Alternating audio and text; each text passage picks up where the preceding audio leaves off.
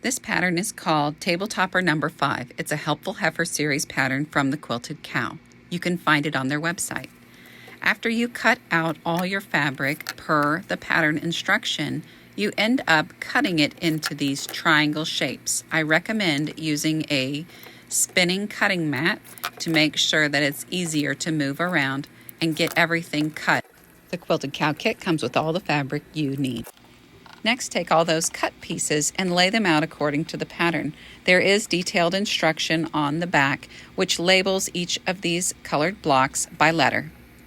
After you've done that, pin the two smaller triangles. So the reason we pinned the edges is because you sew a different edge on these triangles and you want to make sure you're sewing the right edge or your pattern won't work. When you do this, make sure you line the edge of the fabric up with the edge of your 1/4" seam foot, then slowly go forward so that it catches, and make sure you keep it lined up there. Iron your seam open on these little blocks. It's super helpful to have a small iron and small ironing pad next to your sewing machine. Next, I used a square ruler. I lined the center line of that square ruler up with my seam so that I could easily trim off the top little parts. So the larger interior triangles to the rectangles.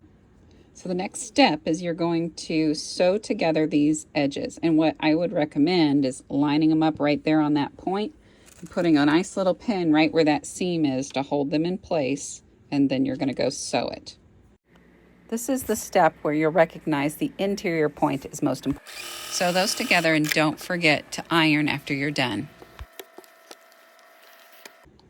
Okay, so once you put everything together, you kind of notice it's got some serious shrinkage, and it needs to be trimmed because you got some little tails going on.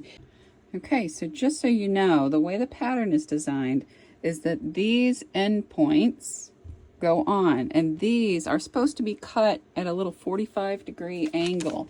You can see it on the pattern. I purposefully have not cut them because, as I said, I'm not always real great at getting things exact, and I wanted everything to go together well. So what ends up happening is you cut it here to line up, and you cut it here, and you cut it here. So it does become a square, and these become the corners. Now, if you didn't want to add it in that extra, it's actually gorgeous just like this, and you can add your backing and your binding.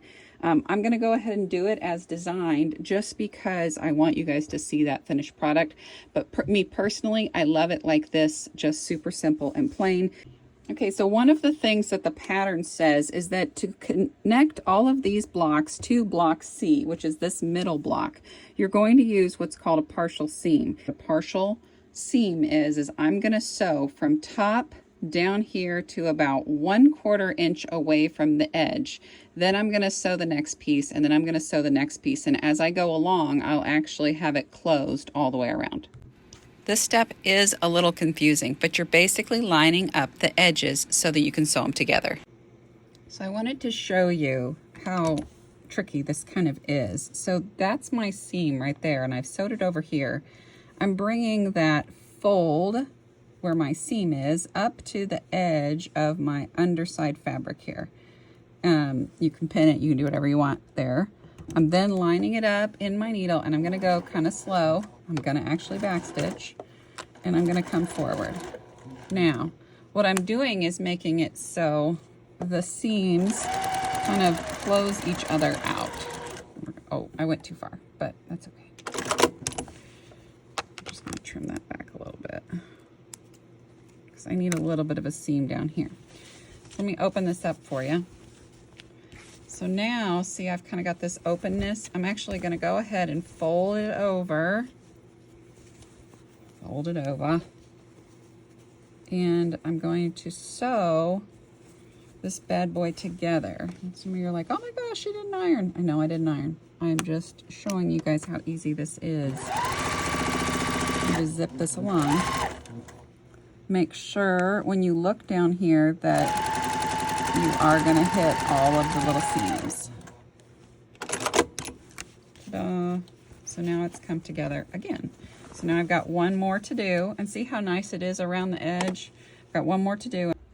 Okay, so the last thing you're going to do is to connect what is called A1. These are the larger scale triangles, and you're going to connect them at this point, and then we're actually going to trim off some of the white edges to make it look like a square. So I'm going to flip them over and pin them down and go and sew them.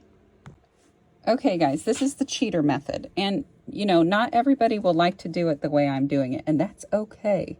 But when you do this, see how there's a seam over here? You're going to have to avoid that, and so you may lose a little bit more than you plan. But just get your ruler lined up as much as you can, and then you're going to cut. Now, some of you are going to be horrified that I am cutting off a point, which I did. Yes, I did. Right there. It's okay. So if you do this the correct way, the way the pattern says, then you won't lose that point. But if you do it my way, it's faster and easier. See? Faster, easier, still square. And it's all done. Oops, a little bit of trim there. A little bit off, still okay.